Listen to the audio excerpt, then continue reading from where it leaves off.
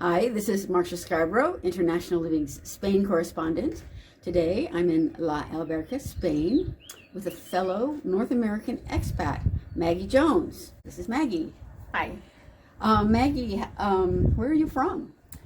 Originally I'm from very close to near Toronto in Canada, but I have also a dual passport, so I spent some time in London, England, which is always exciting too. So you got a British passport from Canada. I do. I have the dual passport, Canadian and British.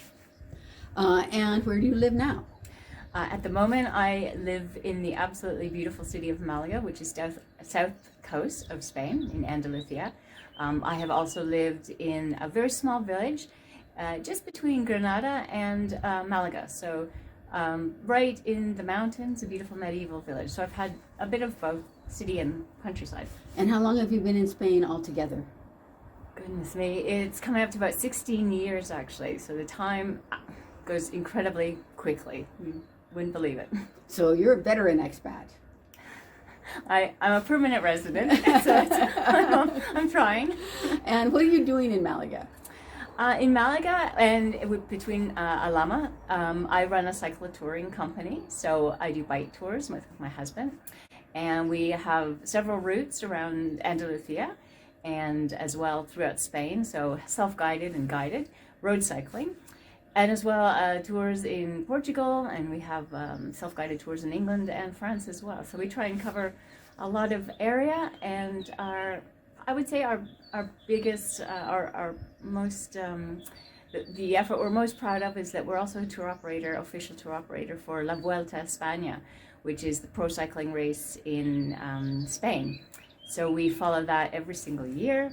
And we're a great part of it. Because we're an official tour operator, we go behind the scenes and cycle a part of the race each day and see all the action and are there at the finish line. So it's an incredibly exciting business and opportunity, really. And cycling is popular in Spain, isn't it? It is, and that's our main reason that we came here. Well, aside from the great food and weather and everything, it's the wonderful heritage of cycling that they have here. And in every village and town, there's a club going out every day. Doesn't matter what level you are, what age you are, they absolutely adore cycling. So it's something that we're very proud to be a part of as well as foreigners. So it's wonderful for us. So what we like about Malaga and Spain so far, the weather, the food, the wine, the cycling. Yes. And what else?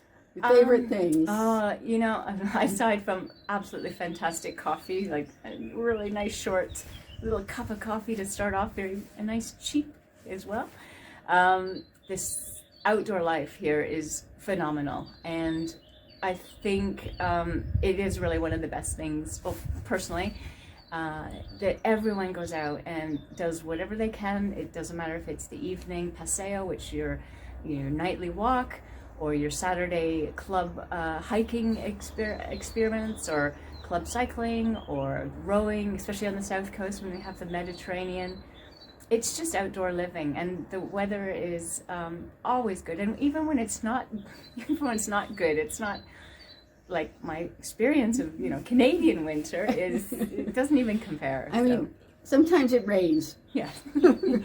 Like 10 days a year. But then you don't feel guilty about not going out in it because it only rains a couple of days, so it's okay to stay inside sometimes.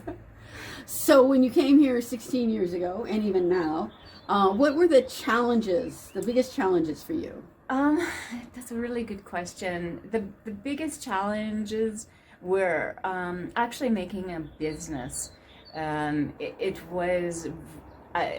has changed quite a lot, to be honest. We had a hard time, first we were learning Spanish, and you have to learn Spanish to run a business. I think it's very important, and it helps, of course, but there was no infrastructure for what our business model was. So we really had to start from the very beginning, and in terms of paperwork and all your citizenship questions and paper that you have to sort out, and hiring people is incredibly complex, the paperwork involved with Social Security, and it's not an easy thing to do, but we're incredibly proud of being able to do it. And every year it's gotten easier. There are more people who speak English or whatever language can help you out. It's become a little bit more flexible. So I think it's becoming easier, but it was a very big challenge for sure. And what's the thing you love the most about Malaga? Malaga, 25, 30 years ago, had quite, to British, to English, had a little bit of a seedy reputation. You know, a lot of drinking party, scruffy. That's completely changed. It's a wonderful, dynamic, very cosmopolitan, small city. It's still quite small. It has a lot of different artistic ventures. You have the Picasso Museum, you have the Pompidou, you have the Russian Museum, you have the Tyson, lots of art galleries, lots of cultural activities, wonderful theater. Right on the ocean. Right on the ocean. Yeah. So you have this great weather to get out and go out for the evening and eat outside. Wonderful historic monuments. You've got a Roman amphitheater, you've got an Alcazar, you've got a fortress. I could go on, I can go on and on, hiking, and everything is within, it's very close. And on top of that, you have a wonderful international airport, as well as great train connections. You have the AVE. It took me from Malaga to Madrid, but it was 2.5 hours. So really remarkable. Yeah, it's very well communicated, as we say here, with the flights, trains, buses, the bus station's right across from the train station. It's really very easy to travel from Malaga. Yeah, absolutely.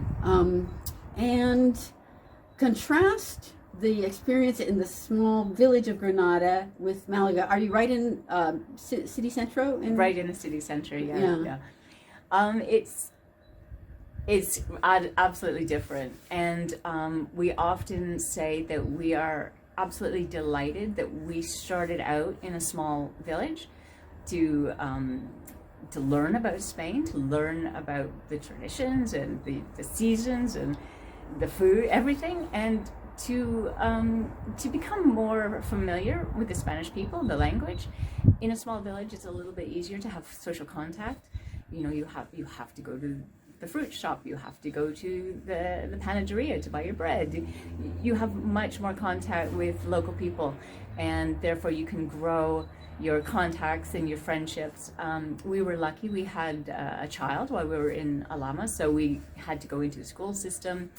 You meet parents, you're part of the parent-student association, and you become very involved very quickly.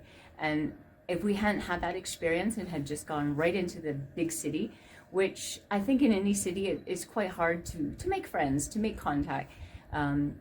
We kind of escaped that. We were very comfortable meeting Spanish. We kind of know the routine. We know, their timetables. So it wasn't a shock to our system.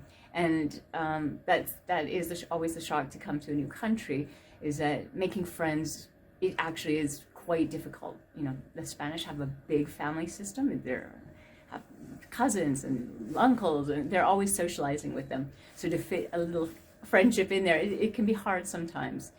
We've been lucky in Alhama that they opened their houses and their lives to us, but it is difficult in a city scenario.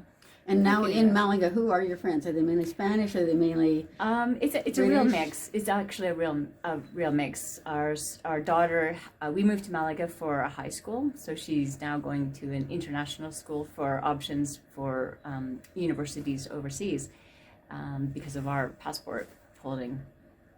So it's a very big mix. The school she goes to is mainly Spanish, so we have more contact with Spanish families.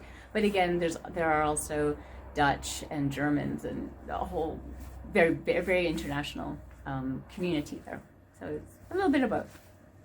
So, thank you, Maggie. Thank you, Marsha. It's been a pleasure. See you in Spain. Thank you.